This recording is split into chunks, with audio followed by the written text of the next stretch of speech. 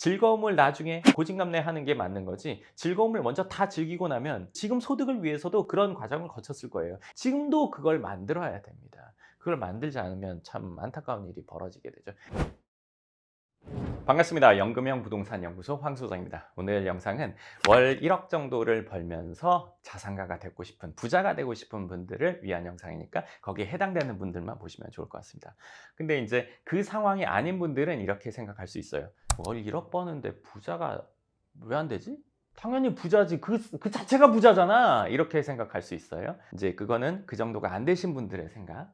네, 그 정도가 되신 분들은 맞아, 내가 부자가 아니지, 일반적인 영역에서는 이해가 안 됩니다. 그렇기 때문에 이분들을 위한 영상이에요. 부자가 안 되는 이유를 얘기해 드릴게요. 한 달에 1억 벌어요?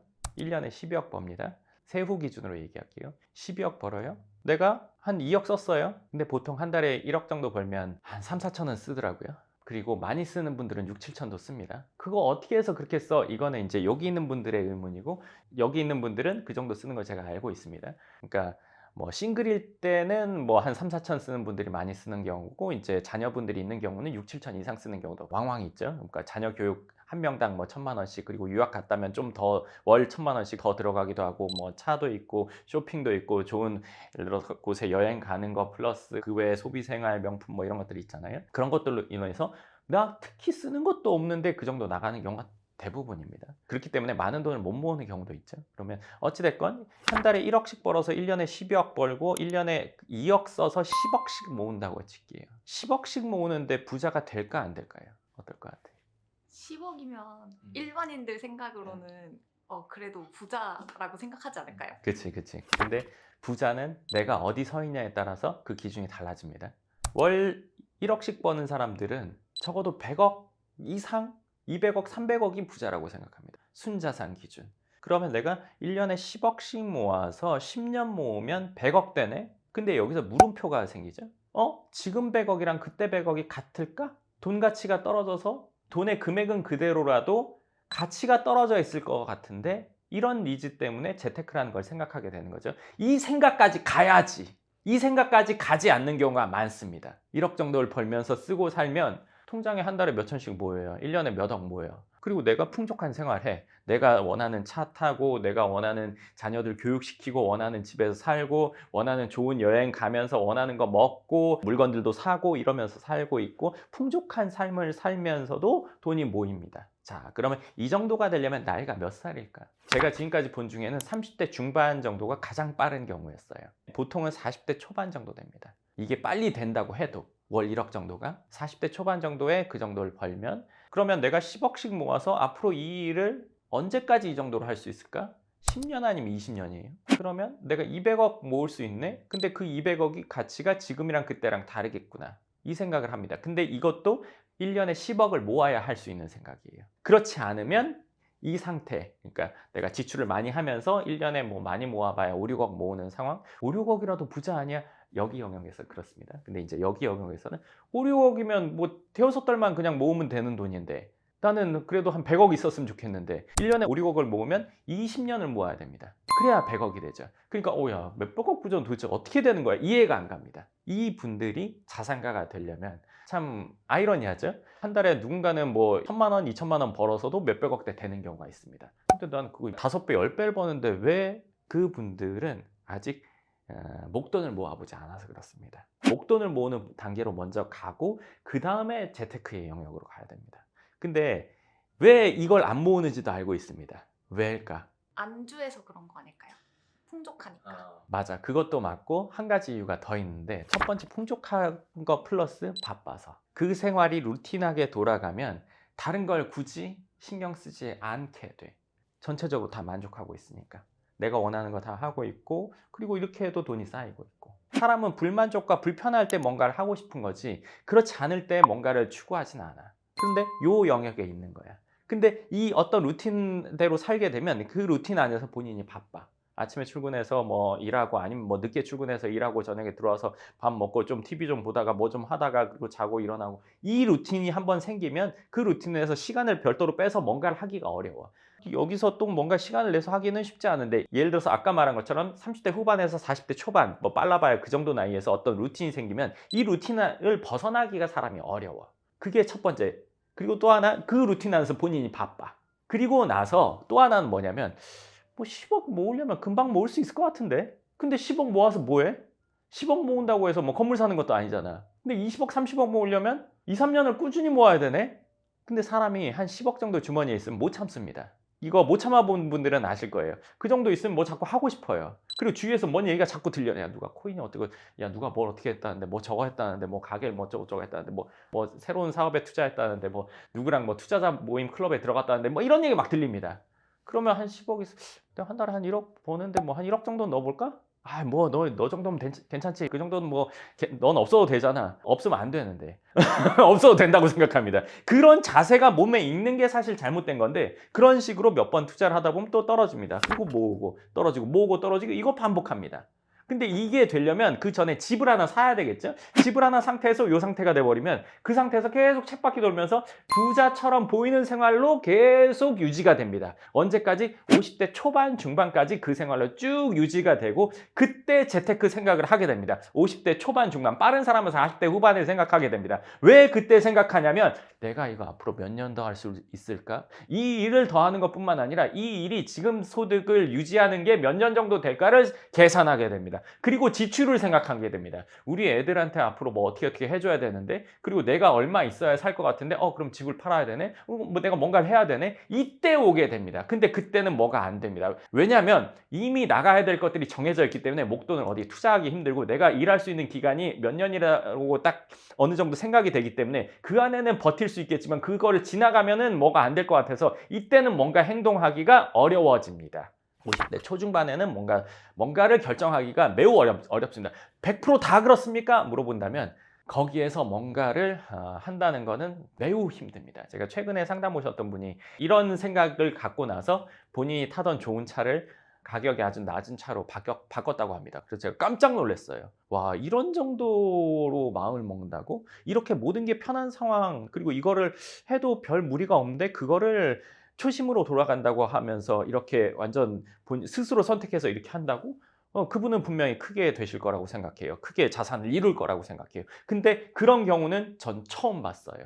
제가 15년 넘게 한 17, 8년 이 일을 하면서 그런 경우는 처음 봤습니다. 그러면 이때인 분들을 위해서 얘기하는 것도 물론 있어요. 지금이라면 본인이 준비해야 된다고 하면 현실을 냉정하게 따져보고 판단해야 됩니다. 재테크는 숫자지 감정은 아니잖아요. 감정적으로 뭔가를 결정했을 때는 감정적인 것들은 올 수 있지만 숫자적인 것들이 플러스 되기는 매우 어렵습니다. 그래서 제가 오늘 어떤 분들에게 얘기해드리고 싶냐면 30대 중후반, 40대 초반 이분들한테 꼭 얘기해드리고 싶어요. 지금 내가 한 1억 정도 버는데 뭐 6, 7천 버는데 내가 풍족하게 쓰면서 매년 모이고 있는데 근데 뭐 문제 없잖아. 5년 뒤, 10년 뒤 생각해 보세요. 반드시. 그리고 본인의 눈을 좀 돌려야 됩니다. 뭐로? 소비에서 자산으로요. 소비는 뭐냐? 좋은 차, 좋은 집, 뭐 백화점, 명품, 백화점 멤버십 뭐 이런 거에서 자산이 되는 걸로 돌려야 됩니다. 예를 들면 뭐 건물 같은 거 아니면 뭐 다른 자산, 그건 본인이 생각하는 자산은 다를 수 있습니다. 하지만 물가 상승률을 적어도 상쇄할 수 있고 안전하면서 수익이 될 수 있는 것으로 반드시 돌려야 됩니다. 백화점 멤버십 한 번 가입하게 되면 올라는 갈 수 있지만 이거 떨어지기가 어렵죠. 떨어뜨린다는 게 마음이 많이 불편합니다. 대우를 받다가 대우를 안 받는 삶을 산다는 건 너무너무 불편하죠. 애초에 시작을 안 해야 됩니다. 자산가가 되기 전까지는. 예전에 상담 왔던 분 중에 연세가 조금 있는 분이었는데 백화점 멤버십 3개 갖고 있었어요. 근데 순자산이 뭐 30억이었나 내외였어요. 그분이 어떤 회사 임원이셨었는데 이 기형적인 소비 지출 습관을 갖고 있으셨어요. 너무너무 부자처럼 보이고 얼굴도 온화해 보이고 막 하고 있는 것도 고급지고 했지만 내실이 없었어요. 앞으로 본인이 그 생활을 몇 년 더 했을 때, 앞으로 5년 뒤, 10년 뒤 했을 때 남는 게 뭘지 반드시 생각해 봐야 됩니다. 근데 이제 여기서 또 재테크를 하기 어려운 이유가 또 하나 있습니다. 뭐냐면 이 풍족한 생활 내지는 이 소비 생활에서 자산으로 눈을 돌리면 본인이 허리띠를 졸라매야 돼요. 그거 싫거든요. 내가 이렇게 살다가 그걸 뭘 굳이 아껴? 또 하나는 뭐냐면 내가 여기서 이렇게 간다고 해서 내 소득을 대체할 수 있는 정도의 소득을 만들려면 많은 돈이 필요합니다. 예를 들어서 내가 한 달에 3천만 원을 쓰고 있어요. 이 지출을 커버할 정도의 소득을 만들려면 적어도 최소 100, 한 50억짜리 건물을 사야 됩니다. 그리고 대출이 없어야 되죠. 그럼 내가 한 달에 1년에 10억 모으는데 15년을 안 쓰고 살아야 되네? 난 뭘 위해서 살아야 되는 거지? 그건 난 너무 답답할 것 같은데? 처음엔 대출해가지고 이렇게 해가지고 그 규모를 만들고 조금씩 키우고 이거 해야 되는 건 제가 다른 영상에서 많이 얘기했으니까 강남 빌딩에 관한 영상 제가 했던 것들을 썸네일 보고 한번 선택해서 보시면 됩니다. 이쪽으로 가려고 하니 지금 생활도 어느 정도 내가 불편해져야 되고 멤버십 같은 것도 그렇고 지출도 줄여야 되고 그렇다고 해서 바로 되지도 않고 하지만 이게 준비되지 않으면 나중에 많이 불편해집니다. 그렇기 때문에 내가 지금 그 정도 벌고 있는데 아직 자산이 없다. 내가 그 정도 벌면서 집 한 채 있고 지금 1년에 뭐 5억, 10억, 5억 내외 모으고 있다. 이 상황이라면요. 그 상황을 앞으로 몇 년 더 할 수 있을지 반드시 생각해 봐야 됩니다. 자녀들이 있다면 나중에 집 한 채씩 사주고 싶을 거란 말이에요. 근데 그 집 한 채가 과연 얼마짜리 집이어야 될까요? 얼마씩 주려고 하시는 걸까요? 교육비를 앞으로 얼마 더 드릴까요? 이거는 금액은 그냥 빤히 나와 있습니다. 예측할 수 있는 금액이죠. 근데 지금 내 소득으로 다 커버가 될까요? 안 될까요? 어느 시점에 막힐까요? 그러면 지금 그때 겪을 어려움은 끝나지 않는 어려움이 됩니다. 지금은 불편함을 감수하면 그것을 미리 막을 수 있습니다. 그렇기 때문에 이게 소득이 높은 분들이 미래를 준비하지 않을 때 향후에 더 큰 괴리감을 느끼게 됩니다. 더 큰 불편함, 후회를 하게 됩니다. 그래서 내가 소득이 많다. 그러면 지금 자산을 반드시 만들어야 됩니다. 지금부터 독하게 마음먹고 5년 내에 자산이 되는 것을 반드시 준비해야 됩니다. 집이 한 채 있다면 건물을 반드시 사야 되는 거고 집이 없다면 뭐 집을 사고 건물 사는 걸 반드시 해야 됩니다. 지출을 늘리는 것이 우선이 아니라 자산을 늘리는 게 우선. 그 다음에 지출을 늘려도 늦지 않습니다. 즐거움을 나중에 고진감래하는 게 맞는 거지 즐거움을 먼저 다 즐기고 나면 지금 소득을 위해서도 그런 과정을 거쳤을 거예요. 힘든 걸 다 해가지고 지금 상태에 이르렀듯이 지금도 그걸 만들어야 됩니다. 그걸 만들지 않으면 참 안타까운 일이 벌어지게 되죠. 이거는 제가 꽤 여러 번 보고 얘기를 해드리는 거예요. 내가 지금 아껴서 뭔가 준비가 됐어요. 일하는 것도 여유로워집니다. 훨씬 더. 지출을 하지 않아도 마음에 허한 게 없습니다. 왜냐면 원래는 지출을 통해서 내가 뭐 스트레스도 풀고 뭐 보복 소비 같은 것도 하고 그런 걸 하면서 내가 가치를 재확인하고 하지만 자산을 만들어 가면 처음 자산 만들기가 어렵지 이걸 만들고 나면 그 뒤는 이 모이는 재미를 느끼게 됩니다. 우리가 돈도 그렇잖아요. 처음에 벌 때 점점 더 벌려고 노력하고 하면서 여기서 막 즐거움을 느끼는 거잖아요. 그거나 마찬가지 과정을 한 번 더 자산을 만드는 거에서 한 번 더 반드시 겪어야 됩니다. 그래서 안정적인 부자가 돼야 되는 거죠. 지출을 부자처럼 하는 게 아니라 자산이 정말 부자가 되는 걸 추구해야 되는 게 맞습니다. 그래서 그 방향이 마음먹기도 어렵고 실행하기는 더더 어렵습니다. 하지만 한번 실행을 해서 정말 그 첫 번째 단계를 밟는다면 두 번째, 세 번째 단계부터는 자산이 스스로 증식하는 걸 맛보게 되실 겁니다. 지금 하는 일과 어느 정도 일맥상통하는 부분들이 있을 거예요. 이 부분은 꼭 생각하시고 정말 풍족한 부자, 자산가가 되시길 바랍니다. 후대 일은 후대가 알아서 하는 거지. 나는 풍족하게 살 거야. 약간 이런 사람들도 있을 수 있잖아요. 이런 것들은 어떻게 생각하세요?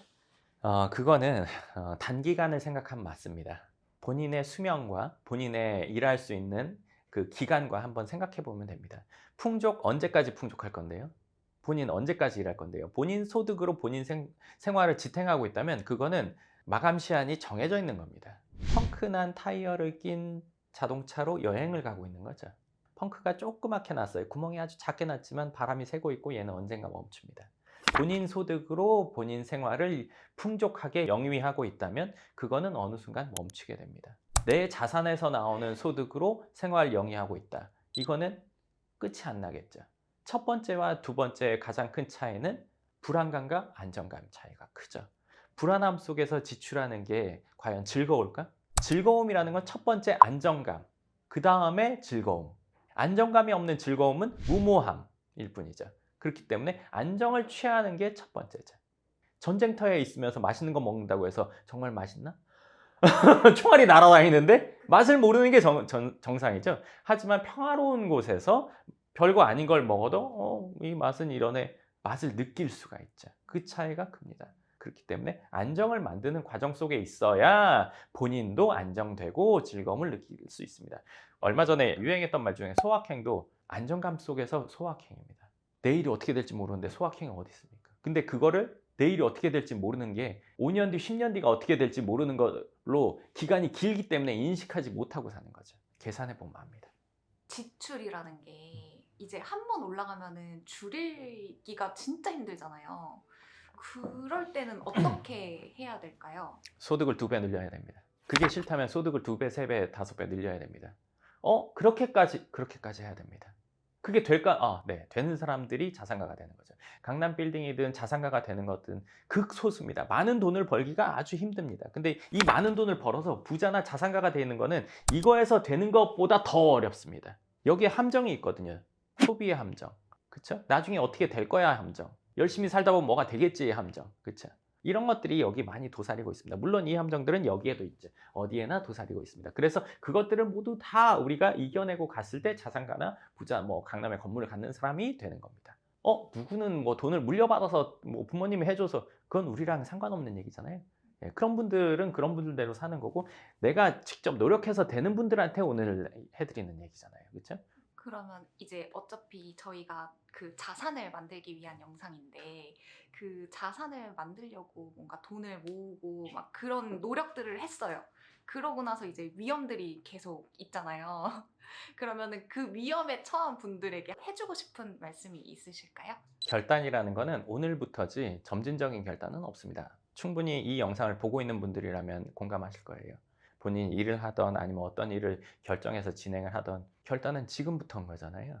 어떻게 얘기를 해서 된다 안 된다가 아니라 그냥 본인이 마음 먹는 거잖아요. 누가 말한다고 해서 될 것 같았으면 지금 주위에 있는 많은 사람들을 본인도 성공시켰을 거라고요. 그게 아니라 당사자가 마음 먹는 거. 그러니까 오늘 영상을 보시는 분들 중에도 나 그렇게 해야겠다 그냥 마음 먹으면 끝나는 겁니다. 그럼 그거에 맞춰서 정해서 하는 겁니다. 월 소득이 1억 정도 된다는 분들은 결단력과 행동력은 반드시 있습니다. 그거를 내 자산 영역에도 적용을 할지 안 할지를 선택하는 겁니다. 예를 들면 전교 5등인 친구한테 너 1등 한번 돼볼래? 너 1등 되려면 이렇게 하는 거 더 힘들게 더 열심히 해야 돼. 천재 영역 이런 얘기 하려는 게 아니라 그럼 이 친구한테는 이미 해왔던 거를 좀 더 하는 거죠. 근데 전교 500명 중에 400명한테는 이 얘기가 아예 안 맞습니다.